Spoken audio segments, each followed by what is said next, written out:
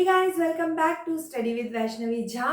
सुबह के बज रहे 6, तो चलिए शुरू करते हैं आज का हमारा दिन with NCERT index questions of chapter 12 electricity. Okay, तो लास्ट क्लास में मैंने आधे क्वेश्चंस अपलोड किए थे। आज हम बाकी के क्वेश्चंस कंप्लीट करने की कोशिश करते हैं। Okay, so let's get started. So we have to start from page number 216. Question number 1। एक बार मैं कैमरे में चेक कर लेती हूँ कि आप लोगों को क्लियरली विजिबल है या नहीं है। तो क्लियरली विजिबल है, सो लेट्स स्टार्ट। ओके, जज the equivalent resistance when the following are connected in parallel. So it says, the question says that we have two resistors, right? One is of 1 ohm and another resistor is of 10 to the power 6 ohm. Now both are connected in parallel and we have to calculate what? We have to calculate net resistance, right? Equivalent resistance or net resistance. So we can write it as R1, we can write it as R2. Now we can apply the rule for parallel. 1 by R net is equal to 1 by R1 plus 1 by R2. Right? Now what is the value of 1 by R1? 1 by 1 plus 1 by 10 to the power 6. The LCM would be 10 to the power 6. इसको इससे divide करेंगे, जो आएगा उससे multiply 10 to the power 6 plus इसको इससे divide करेंगे 1 और 1 1 जा 1. So it is 1 2 3 4 5 upon 1 2 3 4 5 and 6. This is the value for what? 1 upon R net. And now we have to calculate what? The value of R net. So it will be reciprocal. Right? इसको हम क्या करेंगे? Reciprocal कर देंगे, हमें ये value मिलेगी. And when you would calculate it, you will get approximately 0.99, which is approximately equal to 1 ohm. So this is how you have to calculate this question. And similarly, you have to do B part also. What is B part? Let's see. Okay, the B part says that there are 3 resistors, right? And all 3 are connected in parallel. There are 3 resistors, all 3 are connected in parallel. What is the value of these 3 resistors? The value are 1 ohm, 10 to the power 3 ohm and 10 to the power 6 ohm. Correct? So what to do now? Again same formula. 1 by R net is equal to 1 by R1 plus 1 by R2 plus 1 by R3, which means 1 by 1 plus 1 by 10 to the power 3 plus 1 by 10 to the power 6. Right? Now what? LCM 10 to the power 6. Now here 10 to the power 6 plus 10 to the power 3 plus 1. अगर आपको ये नहीं समझ आता है 10 की power में, तो कोई प्रॉब्लम नहीं है, आप जीरोस लगा के सॉल्व कर लीजिए, वो भी कोई इश्यू नहीं है, आप जीरोस लगा के सॉल्व कर लो.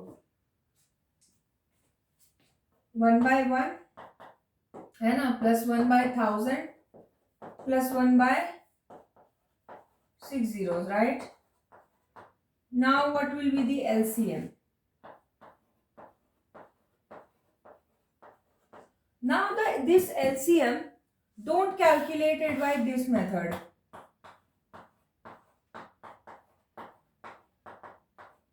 इस मेथड से मत करना, करते रह जाओगे, बहुत लंबा आएगा. So what you have to do is, you have to use your common sense, right? Which is not very common. So see, यहाँ पे 1 के टेबल में 1000 आता है ना, 1000 का 1000, एंड 1000 के टेबल में भी जो है 6 zeros आते हैं। अब ये मैंने आपको पहले भी तरीका बताया एलसीएम का, ये इसके टेबल में आ रहा है, ये इसके टेबल में आ रहा है, तो ये जो है वो डायरेक्ट एलसीएम हो जाएगा। Do not need to go to that extremely lengthy method, okay.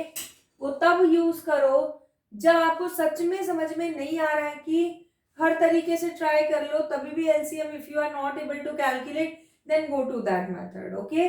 But जैसे जैसे आप बड़े होते जाते हैं you should improve methods, right, you should improve your calculation. आप खुद सोचो, मैं आपको एक एग्जांपल देती हूँ। अगर मान लो आपके सामने एक 3rd का या 4th का बच्चा है, वो कैलकुलेशन कर रहा है।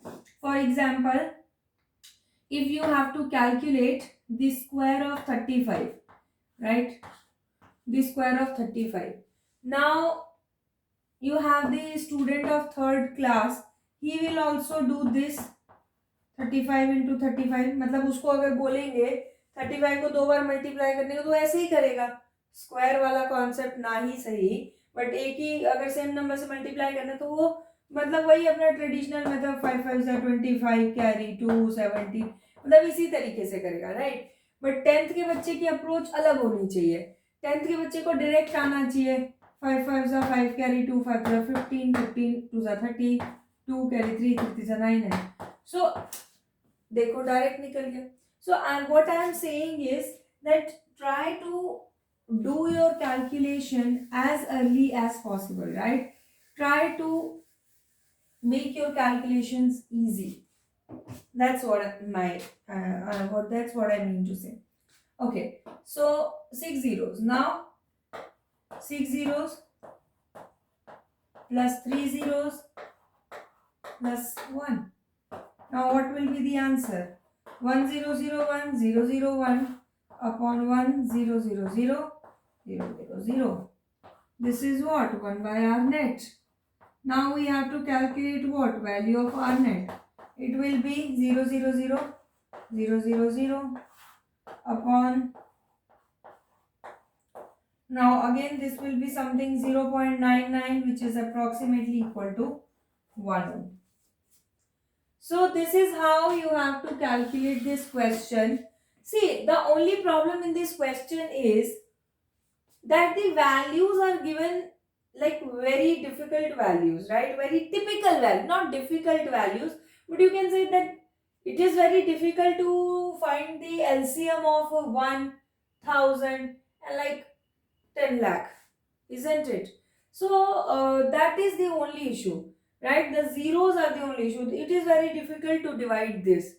So यही एक प्रॉब्लम है। अपार्ट फ्रॉम दैट क्वेश्चन तो डायरेक्टली फॉर्मूला पुट करो, आंसर आ रहा है।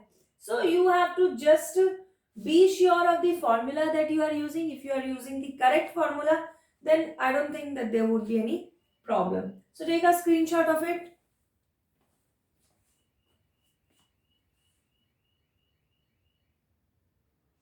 Okay, so next question, question number 2.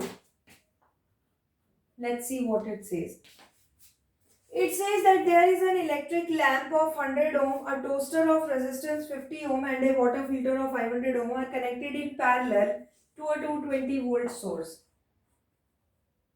Electric lamp, एक toaster and a water filter, एक 220 वोल्ट की बैटरी के साथ उसको लगा दिया गया है। 220 वोल्ट की बैटरी के साथ ये है 100 ओम, 50 ohm and 500 ohm. Next, what is the resistance of an electric iron connected to the same source? अगर इसी सोर्स में एक इलेक्ट्रिक आयरन लग जाता है सेम सोर्स में, तो आपको बताना है what would be its resistance, right? And that takes as much current as all the 3 appliances. What is the current will? Okay, तो आपसे कहा गया है कि ये उतना ही करंट लेगा जितना ये ले रहा है, राइट? जितना ये तीनों मिलके करंट ले रहे हैं उतना ही करंट इसमें भी आ रहा है। So let's calculate. पहले हम इसमें निकाल लेते हैं करंट कितना है एंड देन हम इसमें निकाल लेंगे करंट कितना होगा। तो चलिए शुरू करते हैं। जैसा कि हम देख सकते हैं ये तीनों कैसे हैं, पैरेलल अरेंजमेंट में, तो फॉर्मूला भी कौन सा लगेगा, पैरेलल अरेंजमेंट का ही फॉर्मूला लगेगा। So let's start. So we know that 1 by r net is equal to 1 by r1 plus 1 by r2 plus 1 by r3, right? Now 1 upon 100 plus 1 upon 50 plus 1 upon 500 LCM। अब देखो जरा ध्यान से, 50 की table में 100 आ रहा है, 100 की टेबल में 500 आ रहा है, so what would be the LCM, 500। अब देखो 500 डिवाइड बाय 100 5, ये so what did it come, 16 upon 500। this is the value of 1 by r net, but we have to calculate the value of r net, so what it is, 500 upon 16।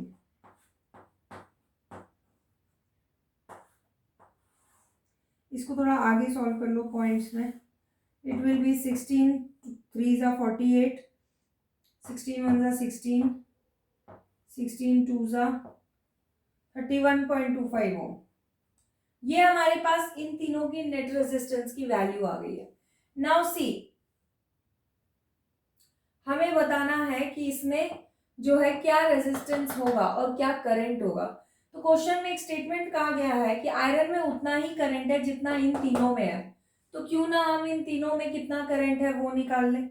तो इन तीनों में current निकालने के लिए हमें क्या करना पड़ेगा, हम ऑलरेडी इन तीनों का नेट रेजिस्टेंस निकाल चुके हैं। मींस अगर मैं इसके लिए सर्किट बनाऊं तो नेट सर्किट हम ऑलरेडी कैलकुलेट कर चुके हैं। अगर मैं इन तीनों की जगह एक रेजिस्टर लगाती हूँ तो उसकी वैल्यू 31.25 या 500 अपॉन 16 जो है वो होगी, करेक्ट, राइट। अब मेरे पास V है, मेरे पास R है, तो हम I की वैल्यू कैलकुलेट कर सकते हैं by Ohm's law. So let us do that. By Ohm's law V is equal to IR। V is what, 220। I क्या है, निकालना है। R क्या है, do not use 31.25, right, we will use the equivalent fraction value, because decimal में आप जितनी calculation avoid कर सकते हैं, जिस एंड पॉइंट तक आप कैलकुलेशन अवॉइड कर सकते हैं, it would be better for you. कोशिश करो कि आप डेसिमल को, मतलब डेसिमल्स वाले नंबर से दूर रहने की, क्योंकि बेस्ट कैलकुलेशन वही है जिसमें आप डेसिमल से बच सकते हैं। डेसिमल बहुत नंबर जो है वो इधर उधर मतलब डिफिकल्ट करता है कैलकुलेशंस को, तो आप थोड़ा सा ध्यान रखिए। If you want to go with the easy calculation then use fraction, आप उसी डेसिमल का फ्रैक्शन लेके सॉल्व करो, राइट। तो फ्रैक्शन से आपके आंसर जो है वो एक्यूरेट होने की पॉसिबिलिटी भी बढ़ती है और आपकी कैलकुलेशन भी बहुत आसान हो जाती है। तो यहाँ पे मैं 500 अपॉन 16 लूंगी,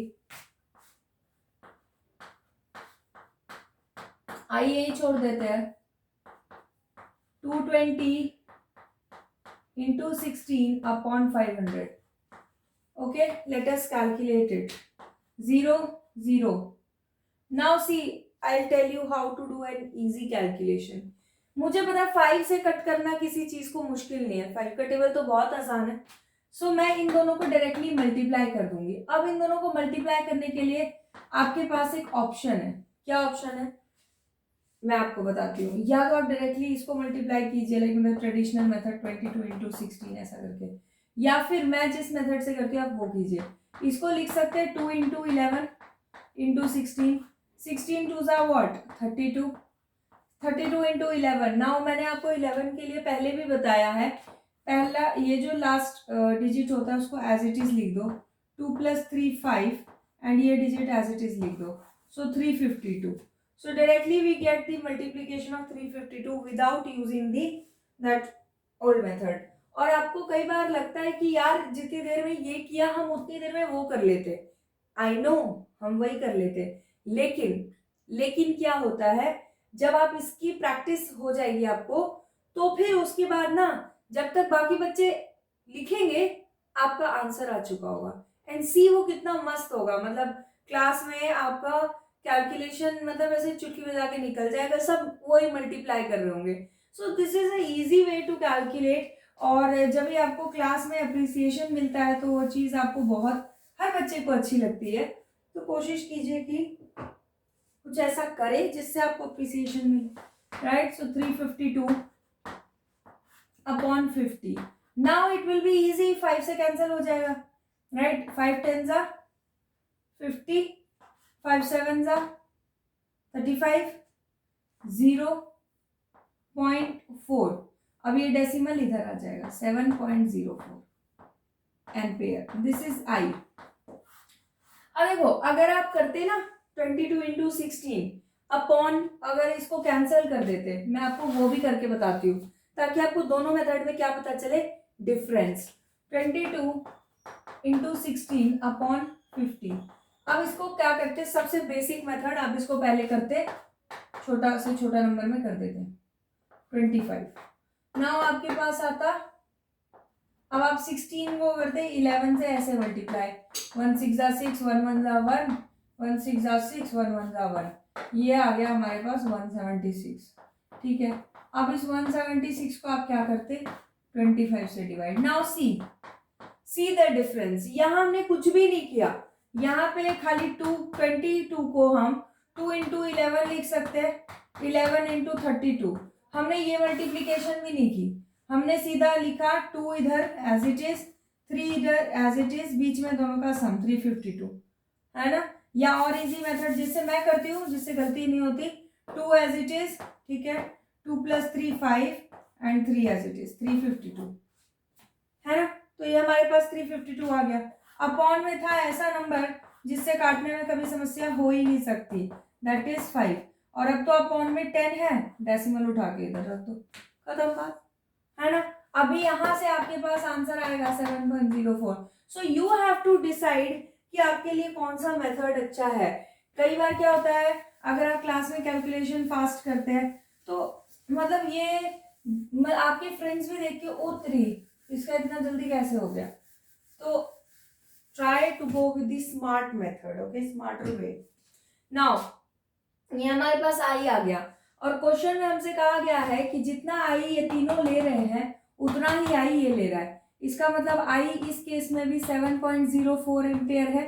अब आपके पास वी है, आई है, कि आपके पास आर आ जाएगा, बिल्कुल आ जाएगा। तो चलिए कैलकुलेट कर लीजिए। In second circuit,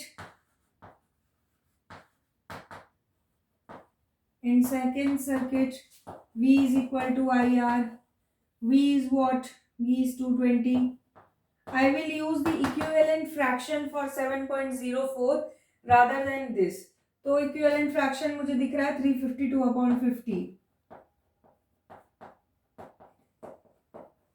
into R. R यहीं रहने दो, 220 into 50/352। अब देखो ये बेचारे का तो कुछ कर नहीं सकते, आपको अल्टीमेटली डिवाइड करना ही पड़ेगा। तो ठीक है, फिर अब जब डिवाइड करना ही है तो करना ही है, तो फिर इसको कैंसिल कर लेते हैं। 110, 2 17 जा 34, 176। नाउ सी ये कितना आ जाएगा, डबल और करना है कैलकुलेट तो कर लो। 2 3 जा सॉरी 2 8 जा 16, 2 8 जा 16, दिस इज 25। Now 11 10 जा 11 8 जा, so it is what 250/8। इसको कैलकुलेट करोगे कितना आएगा 31.25, खत्म बात। नाउ सी किसी मतलब बुक्स में आप देखेंगे डायरेक्टली लिखा हुआ है जितना रेजिस्टेंस यहाँ है उतना रेजिस्टेंस यहाँ है, हमको समझता नहीं है क्यों, राइट। तो आप इस मेथड से कर लीजिए, आपको समझने की जरूरत ही नहीं पड़ेगी। आप चाहे तो चेक भी कर सकते हैं, बहुत सारे बुक्स है आपके, रेफरेंस बुक्स, या फिर आप साइट्स पे चेक कर लीजिए, स्टडी रैंकर है, बहुत सारे साइट्स हैं, आप वहाँ पे चेक कर लीजिए और आप देखेंगे वहाँ पे लिखा हुआ है, मतलब रेजिस्टेंस जो है वो इतना ही है, 31.25 ही आएगा। यहाँ पे रेजिस्टेंस कैलकुलेट करके बोल देते हैं कि मतलब यही रेजिस्टेंस आएगा। तो यू शुड नो कि ये रेजिस्टेंस कहाँ से आया, क्यों आया, तो उसके लिए आप ये मेथड करेंगे। ठीक है, इसका आप स्क्रीनशॉट ले लें फटाफट से। Now next question is what is the advantage of using parallel circuits. Parallel circuits का एडवांटेज क्या है, तो फटाफट देखेंगे पैरेलल सर्किट्स का एडवांटेज क्या है। पहला एडवांटेज तो ये है दैट वोल्टेज रिमेन्स सेम, है ना, तो हर डिवाइस जो है वो अपने अकॉर्डिंग करंट ले सकता है। So every device can take as much current as it works on, जितने पे वो काम करता है वो उतना करंट ले सकता है क्योंकि वोल्टेज सब में सेम ही आ रहा है। नेक्स्ट, वोल्टेज में separate on and off switch आप लगा सकते हैं। So separate on and off switch, on off switch can be applied in parallel connection, in parallel connection. Now third point is if one device stops working, if one device stops working, others keep working properly. और ये सारी चीजें series में नहीं होती हैं, समझ रहे हो बात को। देखो मैं आपको समझाती हूँ। जब भी पैरेलल सर्किट होता है, पैरेलल सर्किट में क्या रहता है, अगर ये 3 डिवाइसेस हैं तो आप यहाँ एक स्विच लगवा दो, यहाँ एक स्विच लगवा दो, यहाँ एक स्विच लगवा दो, क्या होगा, जो स्विच आप बंद करोगे वो चीज चलनी बंद हो जाएगी, जो ऑन करोगे वो चीज चलने लग जाएगी। तो ये फैसिलिटी पैरेलल में होती है, सीरीज में नहीं होती है। दूसरी बात ये कि अगर मान लो ये वाला डिवाइस खराब हो गया, तो क्या हो गया, खराब हो गया, इसके अंदर जाने वाला करंट रुकेगा, इन दोनों में तो करंट बराबर जा रहा है, जबकि सीरीज में ऐसा नहीं होता। सीरीज में अगर 2 इस तरीके के डिवाइसेस हैं और यहाँ एक स्विच लगा दिया आपने, तो अब अगर ये चलना बंद हो गया ना तो करंट यहाँ तक जाएगा नहीं और वो भी बंद हो जाएगा। और जैसे आप स्विच ऑन करोगे तो दोनों डिवाइसेस चलेंगे, स्विच ऑफ करोगे तो दोनों बंद हो जाएंगे। दैट इज वाई हमारे घरों में डोमेस्टिक सर्किट में ये नहीं यूज होता सीरीज कनेक्शन। ये भी क्वेश्चन आएगा आगे एक्सरसाइज में, चिंता नहीं करना। नेक्स्ट क्वेश्चन देखेंगे, question number 4। What it is, it says how can 3 resistors be connected 2, 3 and 6 ohm so that the total resistance is 4 ohm and 1 ohm। आपसे कह रहा है कि 3 रेजिस्टर है, 2 ohm का, 4 ohm का, 4 ohm है, 3 ohm है, 3 ohm का एंड 6 ohm का। इनको कैसे कनेक्ट करें जो हमारे पास नेट रेजिस्टेंस 4 ohm आ जाए। तो भाई देखो, अगर तीनों को सीरीज में कनेक्ट कर दोगे, अगर तीनों को ऐसे कनेक्ट कर दोगे तो भाई वैल्यू बहुत बड़ी आएगी। 2 + 6 8, 8 + 3 11, चांस ही नहीं है, तो ये वाला कनेक्शन तो नहीं लगेगा। अब क्या करें, पैरेलल लगा के देख लेते हैं। पैरेलल में लगाते हैं दोनों को, तीनों को, सॉरी। अगर आप तीनों को पैरेलल में लगाते हैं 2, 3 और 1 वाले को, तो answer would be 1 + 2 1/2 1/3 + 1/6। This will be the value of R net, right? So we will take the LCM 6. Now it will be 3 + 2 + 1, 1/R net. It will be what? 5 + 1 6. So 1/R net will be equal to 6/6, which is 1 ohm. तो हम B part already solve कर चुके हैं। A part के लिए आते हैं, जिसपे हमें इन तीनों को ऐसे कनेक्ट करना है कि नेट रेजिस्टेंस 4 आ जाए। सो लेट अस ट्राई। सीरीज और पैरेलल से तो नहीं हुआ, तो 2 को सीरीज में, 1 को पैरेलल में, या 2 को पैरेलल में, 1 को सीरीज में लगा के देख लेते हैं। चलो एक काम करते हैं, 2 ohm और 3 ohm इसको लगा देते पैरेलल में और इसको लगा देते 6 ohm। तभी भी नहीं आएगा, क्योंकि 1/2 + 1/3 कुछ भी आए, बट 6 में कुछ ऐड करोगे तो आंसर 4 तो नहीं हो सकता ना, तो इसका मतलब ये भी गलत हमने कर दिया है। So let us take another 3 ओम और 6 ओम को लगाते हैं पैरेलल में और 2 ओम को लगाते हैं सीरीज में। ये कनेक्शन ट्राई करते हैं। सो 1 बाय ये R1 ले लो, ये R2 ले लो, ये R3 ले लो, है ना। 1 by R12 will be equal to 1 by 3 plus 1 by 6, LCM 6, 2 plus 1 3 by 6, cancel करेंगे 1 by 2. Now 1 by R12 is 1 by 2. So R12 will be what? 2 ohm, right? अब R net की वैल्यू कितनी आ जाएगी? R12 plus R3 which is 2 plus 2, आ गया answer 4 ohm. So this is completely hit and trial method. कैसा है ये? hit and trial. आप put करते जाओ, मतलब डिफरेंट अरेंजमेंट्स ट्राई करते जाओ और आपका आंसर जो है वो आता जाएगा। नेक्स्ट क्वेश्चन कहता है what is the highest resistance that can be secured by combination of 4 resistance 4, 8, 12, 24। तो हमारे पास 4 रेजिस्टर्स हैं 4, 8, 12 एंड 24। आपको बताना है कि इन चारों को कैसे कनेक्ट करें, how should we connect these 4 so that we get the highest value of resistance। तो highest value of resistance के लिए याद रखना हमेशा सीरीज कनेक्शन होता है रेजिस्टेंस का, क्योंकि उसमें डायरेक्टली ऐड होती है values R1 plus R2 plus R3 plus R4। और किसी तरीके से आ सकती है लार्जेस्ट वैल्यू, 2 ही तो इसके फॉर्मूले हैं 12, 12, 24, मतलब देख लो 4 plus 8, 8 plus 12, 12 plus 24. So we calculated 12 plus 12, 24, 24 plus 24, 48 हो।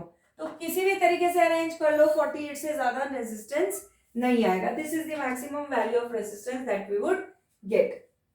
स्क्रीनशॉट ले लो। And last is least value, right? What to do when we have to calculate the least value. तो आर मिनिमम निकालने के लिए क्या करेंगे, इसको पैरेलल में लगा दो 1 by R1 plus 1 by R2 plus 1 by R3 plus 1 by R4, 1 bye